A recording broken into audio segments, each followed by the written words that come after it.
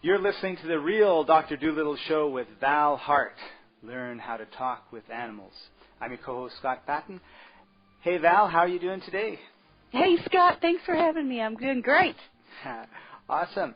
So we're starting our brand new show. I'm really excited. It's our first episode. This is the premiere. And you've been called the real Dr. Doolittle. I have. Yes, I have, and it's a great title. With it's just a lot of fun. Most people know what that means. It means that I can talk to animals. Most of us can talk to animals. The question really is can we hear them talk to us? Right. That's a big issue for a lot of people. So tell me, how did you get started with this? Like, did it always happen that you could talk to the animals, or? But when I was growing up, I had a really difficult childhood. I was manically depressed. I was suicidal. I was lonely, and really the only only friends I had were my animals. And they knew me, and we connected. We had kind of a magical bond. And in fact, my horse that I got when I was a teenager, I fell in love with horses when I was just 5 years old.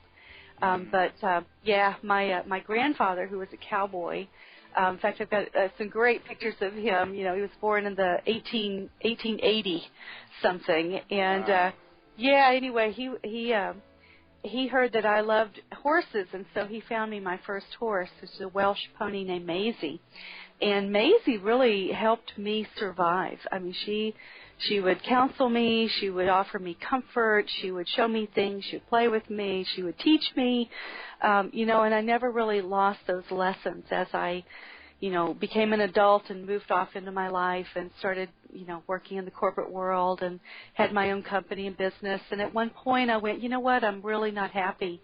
This isn't fulfilling my purpose, this isn't making me feel my joy, with my passion, and doesn't make my heart sing, Right. So I started thinking about, well, what would make my heart sing? And one of the things that always saved me was my connection and love for animals. And and as a child, I know that I could hear them, and I understood them, and they understood me. And so I started doing self-improvement work and learning meditation techniques and things like neuro-linguistic programming and a number of other wonderful tools for going within and healing and sorting things out for ourselves and accessing other information.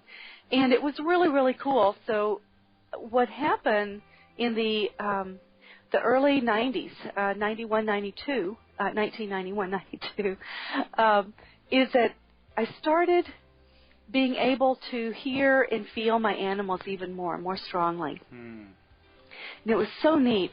One of the things I tried was my cats. My husband and I would go off on little trips and jaunts or little vacations, or, our schedule would change. We'd take a 3-day weekend or something. And our cats, we would always put them inside and have someone come in and check on them. And when we would get home, the cats would be basket cases, they would be so upset. They would just be frantic. They would be pissed off. And believe me, my older cat, Peach, could hold a grudge for weeks. So she would let me know that how unhappy she was that that we had left her, for those 2 days or whatever it was. And so I started working with them. And what I learned was when I did a process of tuning in, which I teach people. It's just my delight and joy to teach people how to do this. You tune in and listen and share the information and let them tell you their concerns, their feelings about it. They can ask us questions, and then we have a meeting of the minds and a meeting of the hearts, and all is well. And literally that's what happened. Our next trip, when we got home, it was such a night and day difference. It was just amazing. Wow. When you're talking about that story, you reminded me of an IMAX movie that I saw. It was Animals of the Sea. Oh. And they interviewed this fellow who was swimming. He swam in the ocean, and I think he was a marine biologist or whatever, and he was studying. And I'm trying to think if it was I think it was a whale, but because it was very, but I don't, like a killer whale or something like that, but it might have been it wasn't a porpoise, but it was basically what happened was the whale would dance. It would be just floating in the water, almost standing up, and he'd be floating beside it, and they would be just sort of turning, and you watched it, and like this was a dance, right? And they interviewed the fellow, and they would intersperse him with the whale and the dance, and then him talking, and he said, it took me 3 or 4 months to get the relationship with the whale and go out there and dance with him and her. I don't know which one it was, and and he said, and then I had to go home for 2 months. Okay. And when I came back, she or he ignored me for like weeks. Was obviously very upset that that he hadn't seen me, and I'm sure that all he did was just pack up his stuff and leave, right? Right. Come and communicate or anything, and it was very interesting because he was the whale was really upset. It took me a long time to get him to forgive me. Right. But we're okay now, right? And you could see he didn't understand at all. Right? No. Well, no one told him. All of a sudden, here's what I got with my cats. It's like all of a sudden their routine was disrupted. There's a stranger coming in their house. They don't know if me and my husband had died and they'd never see us again. They didn't know if they would never get out of this house. They might die here, because if no one came and we never came back, what would happen to them? And they were lonely and frustrated and also scared.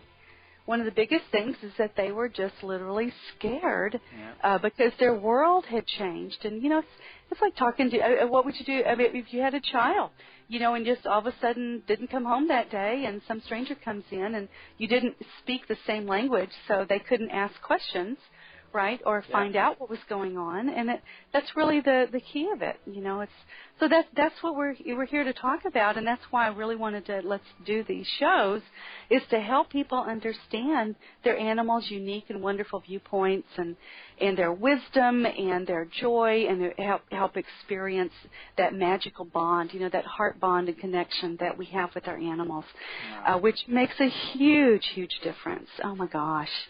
So Val, one of the questions that I have is this something that just you can do, or can anybody do it, or do you need to be, go through psychic mastery classes? Psychic mastery classes. I was trying to think of what, I put a crystal on my head, like, okay, is this...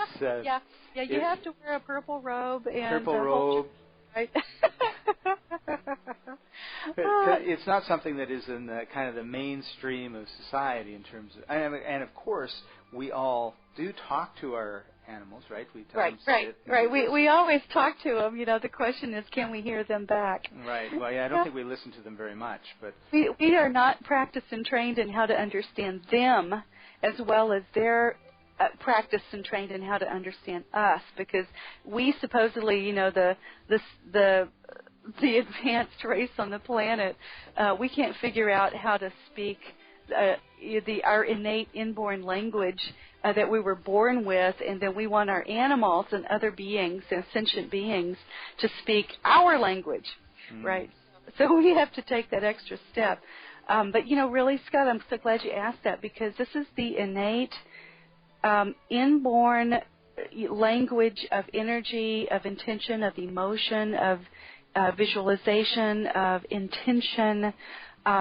This is what I call telepathy, which is what this works on. Animal communication, talking to the animals, is all about telepathy, which is, it's no scary term. It just means that you can feel somebody else over a distance. And we all do that. I mean, you can look at your loved one across the room, or a stranger, in the cafe or in the subway or whatever, or just look at your animal, and you get a feeling. There is something there that you can pick up on and know about that being. And you said you grew up in a rural area. So I did. Yeah. Were you on a farm? I lived outside of Austin, Texas, and we lived in the Lake Travis area, which, lake, very hilly area. So when my family first moved there, and I'm an only child, by the way, so I didn't have siblings to grow up with. It was just me and my mom and dad, who were very busy and both had jobs and stuff. So, but there weren't any other children. I think there were maybe 5 other families on the whole lake when we moved out there. Wow. Of course, there's thousands and thousands and thousands now, but back then there weren't anybody else around my age or even close to my age that I could play with. So, it became my animals. My animals became my teachers, in some ways my parents, because they helped raise me. They helped teach me things that are important. What animals did you have there? I had a lot of animals. My dad raised pigs at one point. Wow. We had chickens, we had rabbits, we had goats. I had a guinea pig. I even had mice at one point. I had a bird. We had cats and dogs, of course. Had a fish. Lord, I think I'm running out of animals. But did they all have different accents? Did they talk differently? You know what? They do. It's so much fun. Different animals feel and sound different because they're all different. They're all unique. And when I hear them, and by the way, let me just clarify this.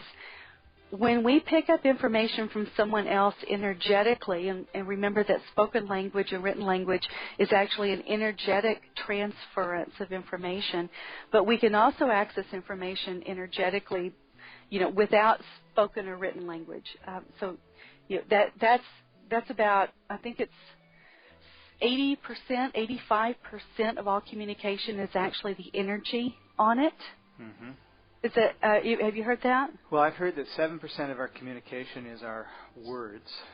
Right. And then about 38% is the tones and the pauses and. Right. That's energy. That's intention. That's impression. That's emotions. That's feelings. That's concepts. That's consciousness. Mm-hmm. That we're sharing with each other. 7% is the spoken language of the written words. Yeah, and so we rely on that an awful lot, which is why, of course, we don't understand anybody. That's right. But the reason that I asked you if you lived on a farm is that both my parents grew up on farms. Oh, okay. And my mom had 3 brothers, and when my dad was and I've been on those farms, and they're still out in the middle of nowhere.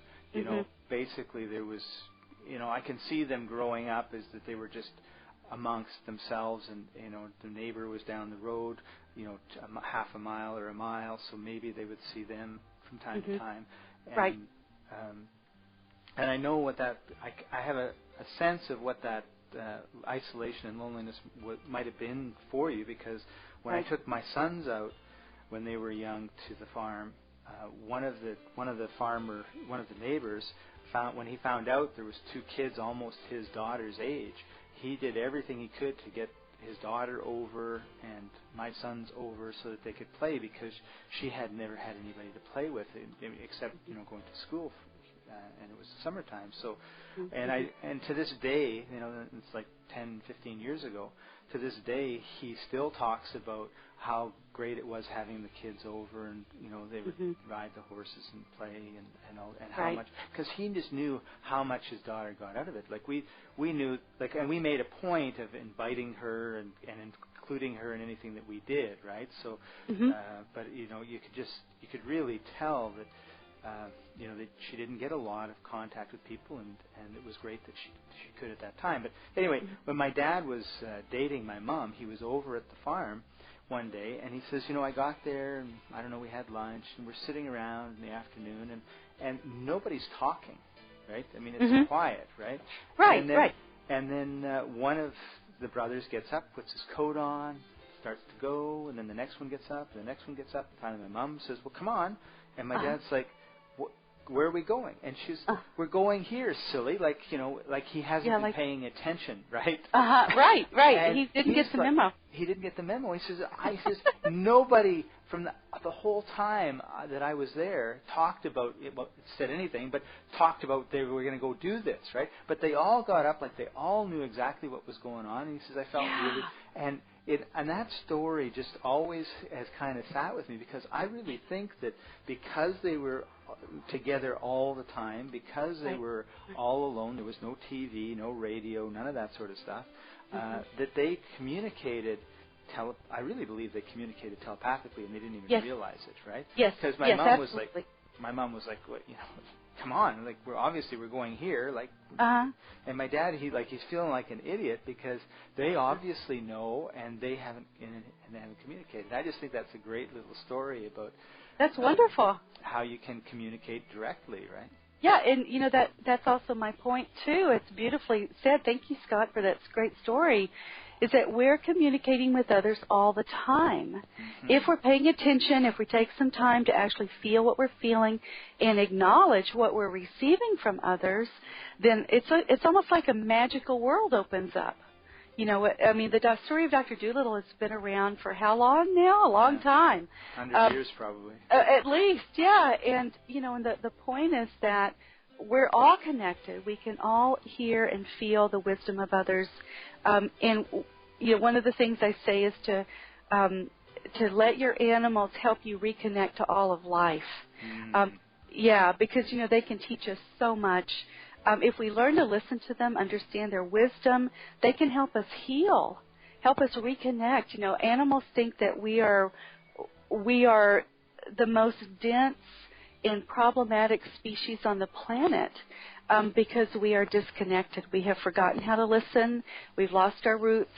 That human-animal body-mind connection isn't there just because we've gone all mental, and we're not feeling anymore. We're not connected at our heart. And so, in my work, I say that animals teach us how to be better humans. Cool. Yeah. I think you're right on there. It's interesting, kind of hearing it from the other side, right? From a different animals direction, say, right? they're not too impressed with us. No, they're not.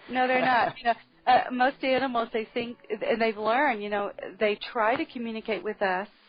And when we can't hear them, like your father, with that family, it's like, and they're looking at him like, "What's the matter with you?" That's how our animals look at us. It's like, "What's the matter with you?" We already thought about this. We already, whatever. And then, why aren't you on the same page? What's wrong? I'm so sorry for you. I feel sorry for you because you can't hear me. There must be something wrong, with you, and so you deserve my pity and my compassion, and I'm going to try to help you as best I can. And then you've got our poor animals. They're getting very basic in their communication, and they're, like for instance, the dog wants to go outside, and he comes to you, sits in front of you, whines, touches your paw, runs to the door, hoping that you're watching. Runs back, runs to the door, bark, hello. Yeah. Are you listening? Can you understand this? Let me make it basic sign language. Maybe you poor, dense human can understand me now. But that's, what's what they have to do to get our attention sometimes. Like they're our nurse, and we just don't know we're in a nursing home, right? Oh, we just didn't know. But, they think that we need a lot of help, and, the truth is they're right. Yeah. We do need a lot of help. I saw a movie the other day, and when you talked about, what the animals think of us, the movie was called District 9, and it's a story of a spaceship that comes, and and basically the humans put them into a ghetto, and they don't. Yes. They're afraid of them. They're this, they're that. They don't try to communicate with them or anything else, right? And it's kind of an idiotic position because this group that came from another planet had a spaceship, right? So obviously they're very technologically advanced, but they're not being treated like they are. They're being, dissected, and they're this and they're that, and they're trying to take the take the technology and all the rest of it, and really, and of course it's a story on apartheid and outsiders and everything else. I mean, there's a lot of allegories, but right. at the end, one of the aliens gets back to the spaceship and takes the spaceship home, right? And of course he's going to come back to get the rest of his people. Yeah. He says it's going to take 3 years or whatever. And it's like, how stupid are we, right? Right. The guy's going to come back with like 1 billion spaceships. They've got, we already know they got guns and stuff that can blow us apart, and it's like they're going to be saying, "Oh, thank you very much for the way you treated our people. Here's your reward," right? Right. But at the beginning of the movie, it's all the human perspective, and these are stupid. They call them prawns, because they're insectoid type, and their babies look like prawns, and there's, they're rummaging. They look like they're rummaging through garbage, right? Yeah. Well, when in fact what they are is they're looking for something they lost. Right. And when they get it, they're able to actually restart up their. It took them 20 years to accumulate enough of this stuff to be able to start their engines up and leave. Right. Right. So we're thinking, oh, look at these. They're brutal. They're animalistic. They're this. They're that. Well, they have their culture, and we're interpreting it. And then halfway through, it switches to, because the main character, who's human, finds this liquid and it turns him into one of them slowly, right? So he all of a sudden he's no longer being treated like a human; he's being treated like they are, and in danger and everything else. And he's starting to see from their perspective, and see life from another viewpoint. Yeah, that's right. And all of a sudden, like, these are very intelligent beings, and they're on a mission, and they're doing this and they're doing that, and and it's just like, wow, and it's very artfully. I mean, it's very artfully done, because you're very sympathetic with the creatures, kind of. Well, and you think about it. We put our animals in cages. We treat them like not even second-class citizens, right? Yeah. We don't talk to them. We don't ask them what they need or what they want. When we have a problem with an animal, typically we either try to beat it into submission, or we, yank on the leash. Come on. Leash harder. With horses, put a bigger bit in their mouth. Wear bigger spurs. Tighten the leash. Tighten the girth more hard. Make them work harder. In fact, one of the stories, when I first got started, I worked with a dressage, Grand Prix dressage owner and trainer with a fabulous horse, and the horse was just brilliant in his job. He was, top level, a world class horse. And what was happening is that when they'd get in the show ring, the horse would screw everything up. And the person, the owner, the guy said, he could not understand it. He would drill him and work him, and it was perfect in in practice. And then we'd go in the show ring, and the horse would miss the cues, and and rebel and all this stuff. And he said, "Please talk to my horse." And so I said, "Sure, okay." And so I talked to the horse, and the horse said, "I'm so angry with my human for drilling me needlessly on all of this stuff, that I already know and am performing perfectly. He's, a bit rough with me. He's not listening to me, and I want an apology, and I want him to acknowledge that, this is not working for me." And it was really cool, because, more to the story, but the guy got a little upset about that. He wanted me to... the horse, through me, said that he wanted an apology, and it's got a little kind of an arrogant horseman, It's like, apologize to my horse? And so he gave a, off the cuff kind of, "Oh, okay, I'm sorry," yeah, big deal, whatever, okay. And the horse literally turned his backside to us, swished his tail, and it's like you could see him cross his arms going, "Nope, that is not good enough. You did not get my message. I ain't playing." And it was so funny, and the guy actually stormed out and left to think about it.